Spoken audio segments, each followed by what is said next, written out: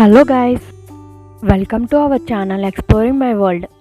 Today మన కిచెన్లో బోటీ masala gravy అనేది ఏ విధంగా ప్రిపేర్ చేసుకోవాలో మీకు చూపించేస్తున్నా. ముందుగా ఈ కర్రీకి కావాల్సిన ఇంగ్రీడియంట్స్ అన్నీ స్క్రీన్ మీద ఇచ్చాను, ఒకసారి చూసేయండి.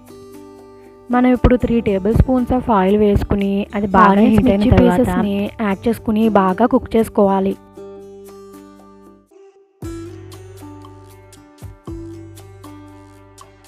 ఈ ఆనియన్ పీసెస్ అనేవి తొందరగా ఫ్రై అవ్వడానికి 1/2 table spoon of turmeric and సాల్ట్ని యాడ్ చేసుకుని బాగా మిక్స్ చేసుకోవాలి.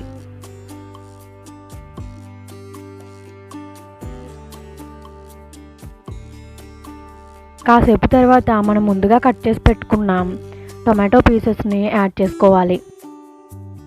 టొమాటో అండ్ ఆనియన్ పీసెస్ అనేవి బాగా ఫ్రై అయ్యే విధంగా కుక్ చేసుకోవాలి. ఆ తర్వాత మనం ముందుగా క్లీన్ చేసి పెట్టుకున్న బోటీ పీసెస్ని దీనిలోకి యాడ్ చేసుకోవాలి. ఈ బోటీ pieces and onion tomato pieces అనేవి బాగా కలిసే విధంగా మిక్స్ చేసుకోవాలి.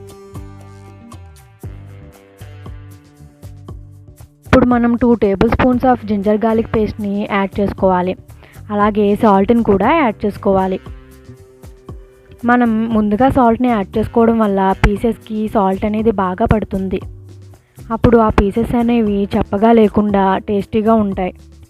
జింజర్ గార్లిక్ పేస్ట్ అనేది బాగా ఫ్రై అయిన తర్వాత మనం ముందుగా ప్రిపేర్ చేసి పెట్టుకున్న మసాలా పేస్ట్ని యాడ్ చేసుకోవాలి. దీనికి కావాల్సిన ఇంగ్రీడియంట్స్ స్క్రీన్ మీద ఇచ్చాను, ఒకసారి చూసేయండి.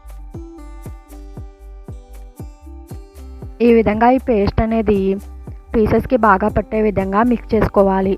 ఈ పీసెస్ నుండి వాటర్ అనేది రిలీజ్ అవుతుంది. ఈ వాటర్ మొత్తం ఆవిరైపోయిన తర్వాత మనం ఈ కర్రీకి కావాల్సిన రెడ్ చిల్లీ పౌడర్ని యాడ్ చేసుకోవాలి.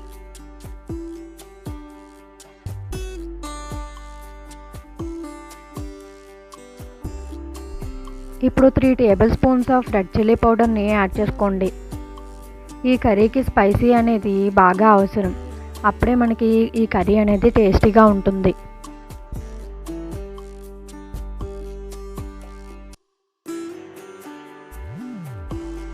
ఈ విధంగా రెడ్ చిల్లీ పౌడర్ అనేది ఆయిల్లో మగ్గిన తర్వాత పీసెస్కి బాగా పట్టిన తర్వాత ఈ కర్రీకి కావాల్సిన వాటర్ని యాడ్ చేసుకోండి. మనం ఈ కర్రీ కోసం 10 విజిల్స్ వేయించుకోవాల్సి ఉంటుంది, సో దాన్ని బట్టి మీరు వాటర్ని యాడ్ చేసుకోండి.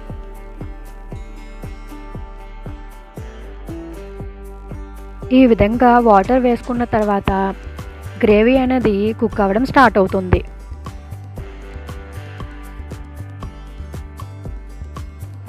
ఈ టైంలో మనం కుక్కర్ లిడ్ని పెట్టేసుకోవాలి.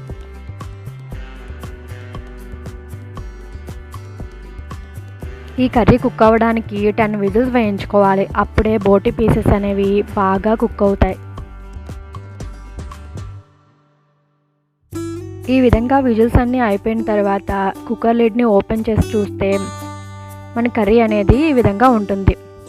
ఇంకా వాటర్ కనుక ఉన్నట్లయితే మీరు మళ్ళా గ్యాస్ ఆన్ చేసుకుని గ్రేవీ అనేది దగ్గర పడేంత వరకు కుక్ చేసుకోండి. ఫైనల్గా మంచి కొరియాండర్తో ఈ కర్రీకి ఫైనల్ టచ్ని ఇచ్చేయండి. అంతే, ఎంతో టేస్టీ అయిన బోటీ మసాలా గ్రేవీ కర్రీ అనేది రెడీ అయిపోయింది. మీరు కూడా వెంటనే ట్రై చేసి టేస్ట్ చేసి నాకు కామెంట్ చేయండి. ఈ వీడియో కనుక మీకు నచ్చినట్లయితే ప్లీజ్ నా ఛానల్ని సబ్స్క్రైబ్ చేయండి. అలాగే మీ ఫ్రెండ్స్కి షేర్ చేయండి. అలాగే ఒక లైక్ కూడా కొట్టేయండి. Thanks for watching.